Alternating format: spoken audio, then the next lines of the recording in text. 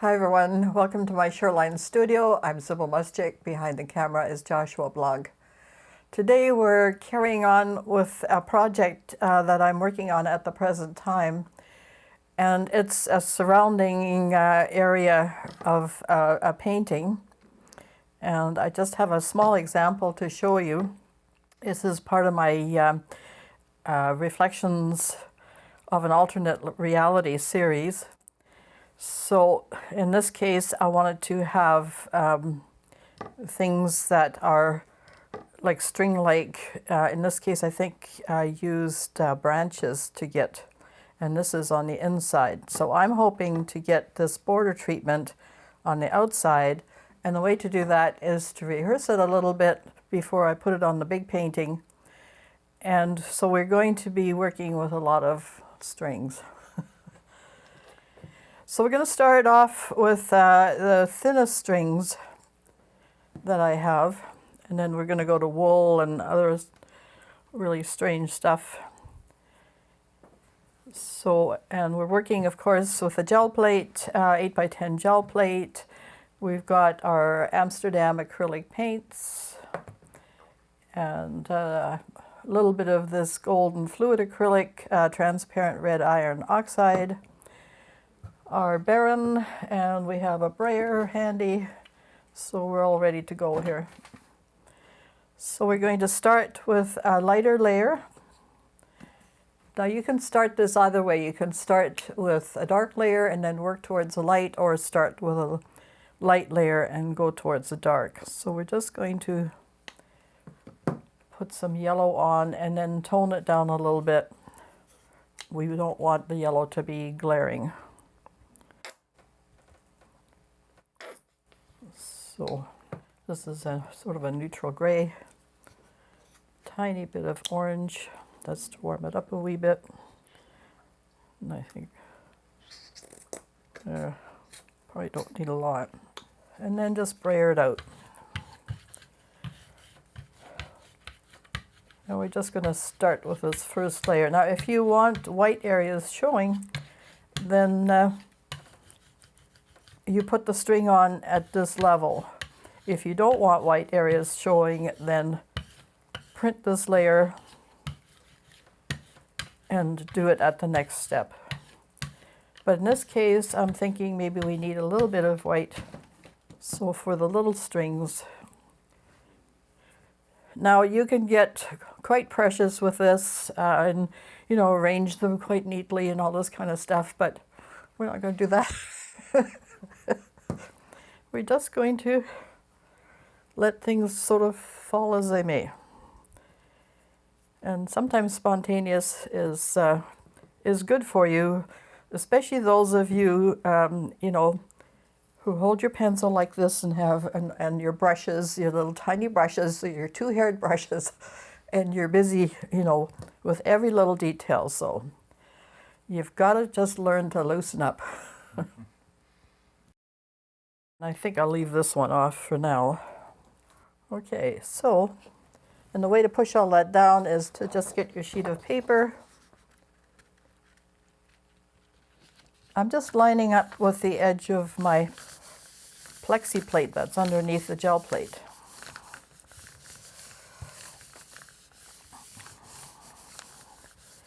And rub with your hands. The Baron works okay at this, but you're better off because there's all these raised areas to pick up a lot of that paint.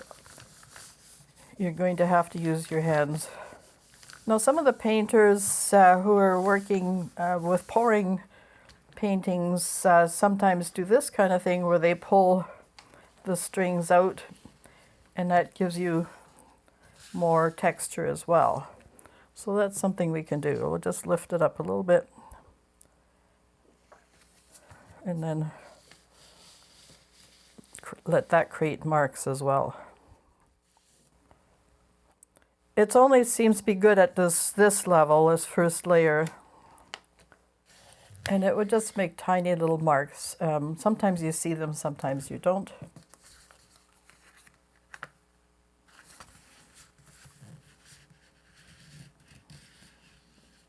And you can move it around at will, it sort of helps. Okay, I think we've got it all covered. Okay, so we'll have some white areas.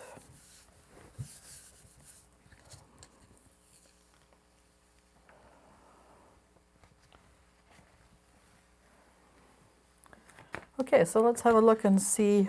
Yes, we have a few marks. Here we're dragging things. That's quite interesting. So that's our first layer. Not really much to look at yet, but we're going to progress. Now, this case, we're going to start with the orange.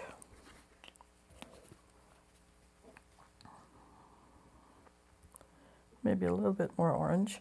And we're going to darken it with a little bit of transparent red iron oxide, which is almost like a quinacridone golden color, and well, you'll see. So I'm just trying to get it a little bit darker. Maybe add a little bit of violet to that, just to warm it up. Okay.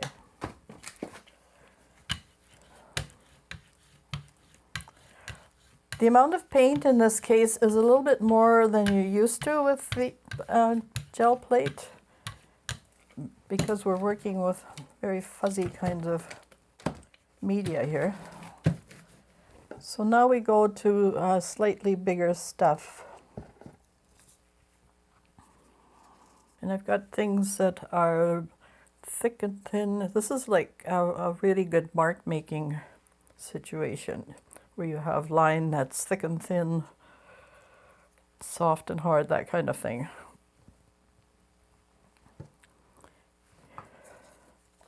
If you want to place them carefully, certainly you can. I'm just not fussing too much.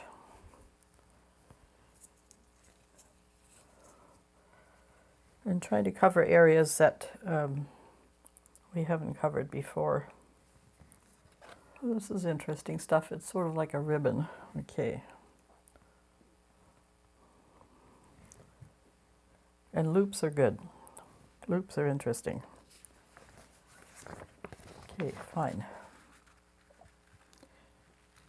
Now we're going to get to the point where we have a ghost print after this, and then we'll start a second sheet. So we're going to be working along with ghost prints. I can kind of show you an example here at this point. These two are a couple of the ghost prints. So it's what's left behind, and you can really see the texture of the fibers, even the little tiny ones. At the end of the video, we'll show a few of the ones I've been working on. So okay, we're just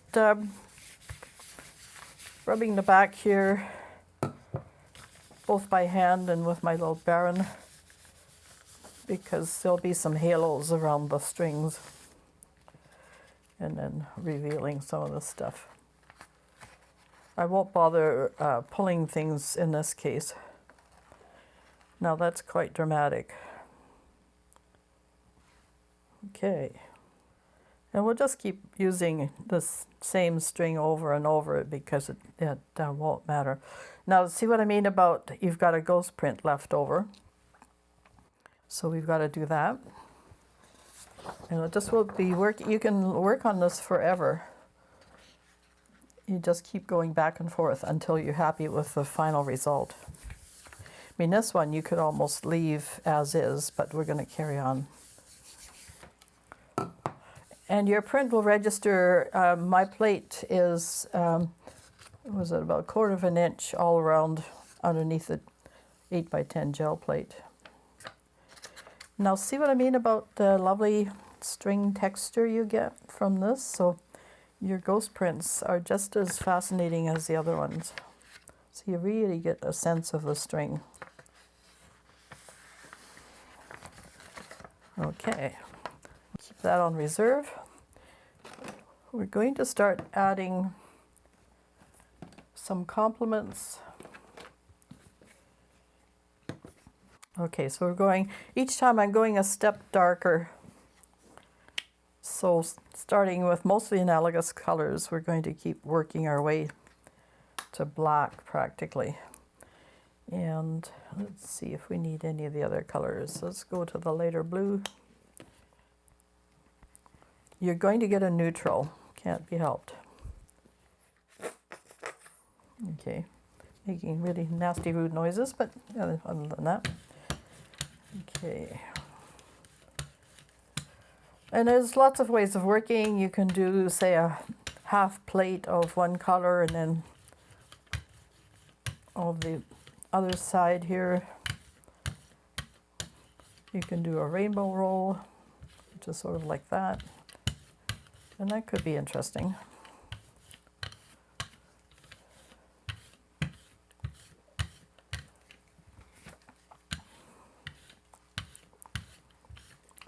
So we're slowly introducing the other colors. Strings. See if we have something thicker yet. So we have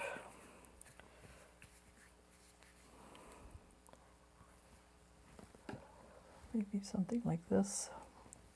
This is roving, straight from the sheep, complete with little things that are in there. I had a friend give me some of this. I was doing some felting stuff for a while. See, we even have some botanicals in there. That could be quite interesting. And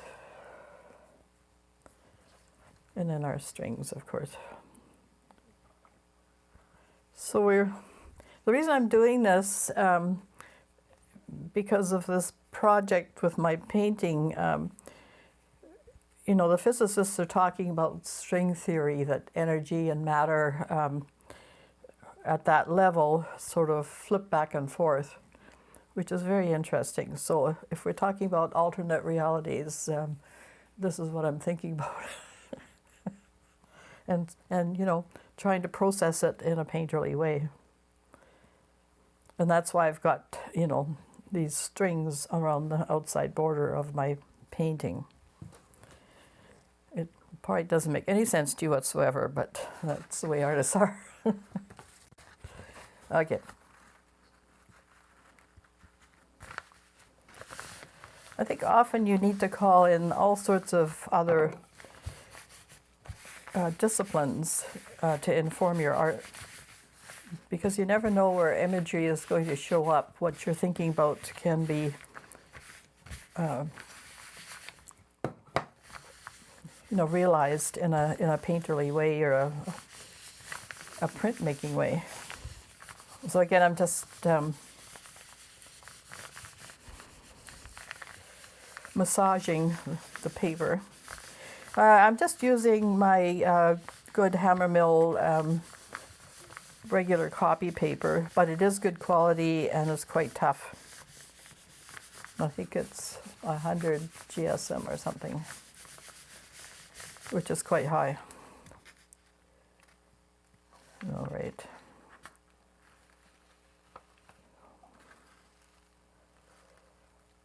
Now by having the darker color,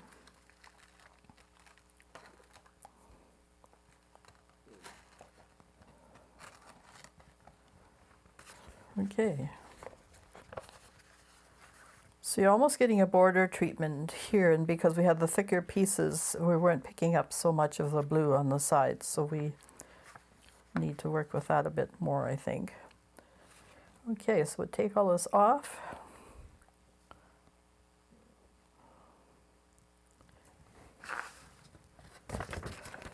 I guess you have to worry a little bit about what's up and what's down, but it's fairly abstract, so.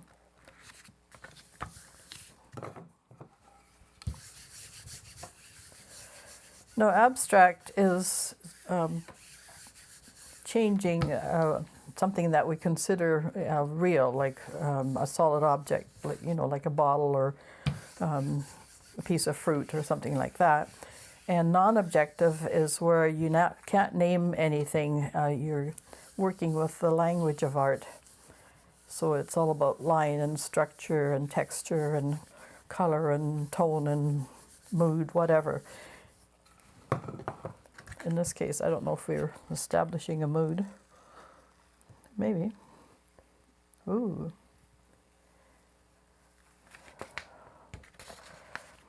Now, isn't that fascinating? So some of the underlines are being hidden in some cases, and some are being revealed. There's some overlaps, there's some disappearances. It just gets more and more interesting as you do this. Right, well, let's continue on with our blue. And do a little bit more of that. This is a Prussian blue.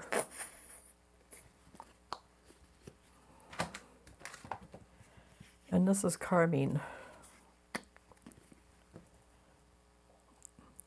It's a warm red, not a red that's leaning towards orange, so that it will go with the blues quite nicely. Not quite an analogous color, but not that far off either.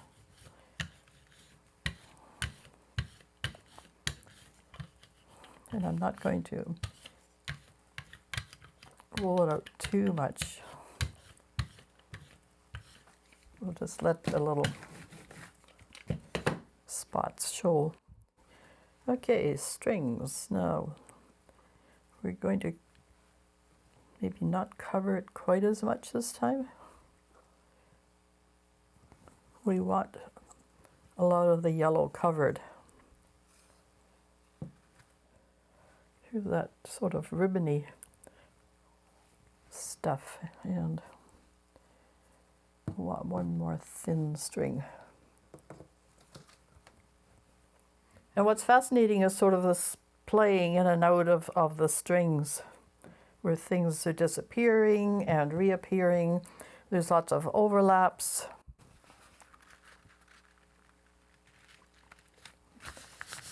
This is one of those exercises where you can play all day if it's a nasty day out there. In this case, we actually have gorgeous weather out. We were hoping to go canoeing later. After all the weeks of rain, I thought we were going to have to build an ark or something. Okay, so wearing this layer here, okay, a little bit more. We're trying to get the yellow to be more obscured. We'll bring it back again in the last layer to some degree.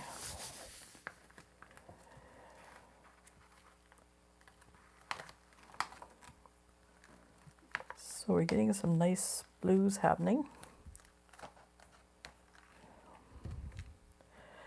And the nice thing about working this way, even though we're using complementary colors to some degree, it's staying, it's not going muddy on us, which is nice.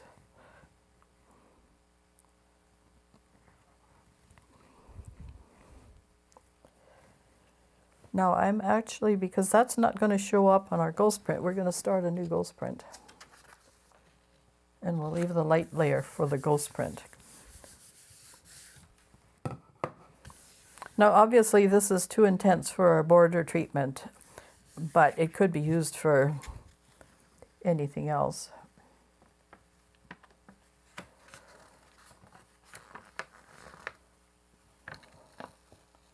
Ooh, that's quite luscious.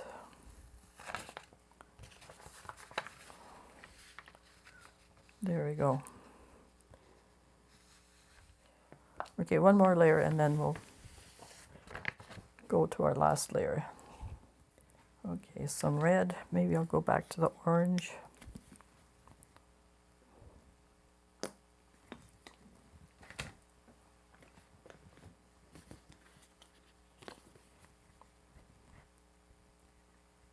Not too much. We don't want to take it back that far.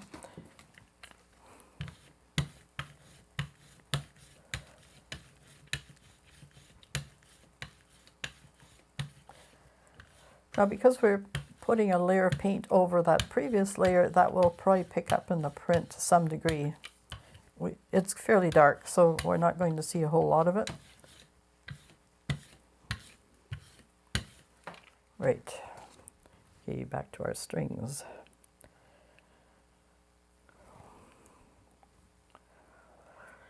I mean, you at home, you can try all sorts of stuff. You know, you can do maybe coils and knots and,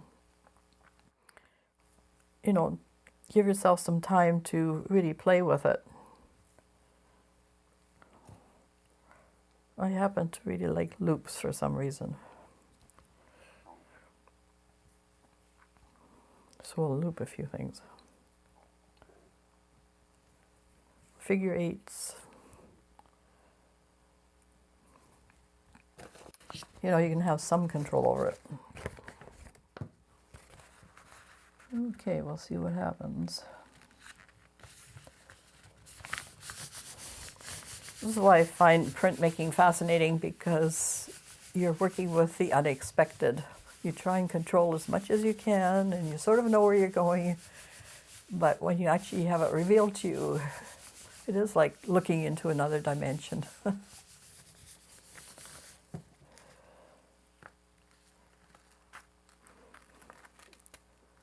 So we're creating a fair amount of richness.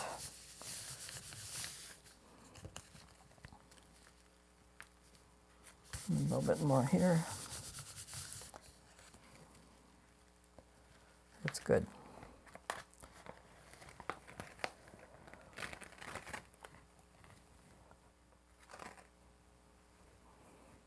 Well, you're going to get paint on yourself no matter how you do this, but it's not too bad. Okay, so let's have a look. So now we have more of the red, a little bit less of the yellow, but you need those bright pockets to make a composition work, so that's all to the good. Now we can go back to this one here and pick that up for the ghost print.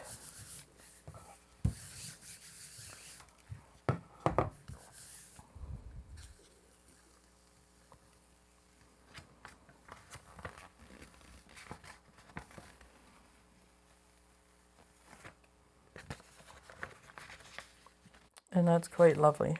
That would make a great journal page. And maybe a whole whack of other things. Okay, we'll keep this aside. This is our warm gray, sort of a neutral color. And I'm just wondering if we need white on there. Now you gotta watch these big containers, because they tend to come out and make a huge mess. It's behaving itself today. So this last layer, because we've got all this darkness there, it needs to be really bright. And we're getting a bit of a mixture of violet in there. And as I said earlier, your layer could be a little on the thicker side than usual. Just don't let it get too messy. Okay.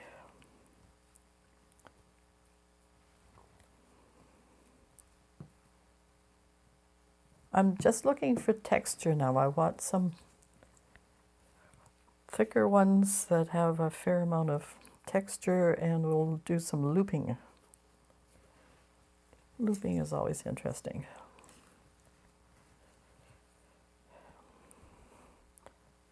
And crossing over, that kind of thing.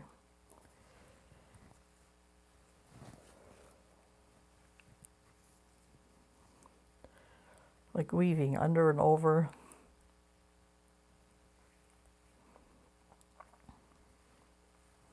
So there is some method to all this madness. Not much. Okay, here we go.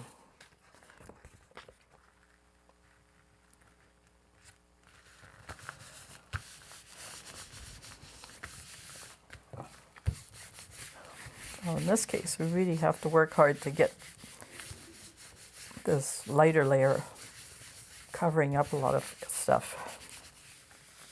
And then we'll go back to that earlier ghost print. Yes, perfect. So you're actually working quite negative here. The string stops the lighter layer from printing. Okay. And there you have it.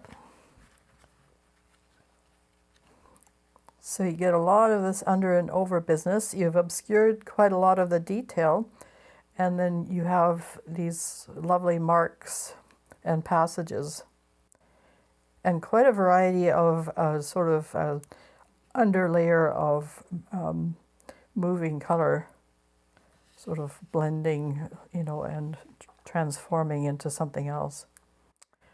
So I'm putting on the final layer here for the ghost print. And because we had gotten it quite dark, this should work really well.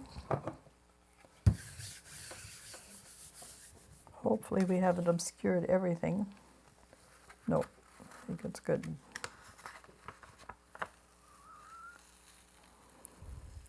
And you really get a feeling of this string with this one. The texture and quality of all the different types of string, and a much more obscured kind of compared to the brightness of this one. So it's a nice contrast. So you could cut this up and put it around this one. And that's sort of the idea for the painting, where I want it more obscure because the painting is quite bright.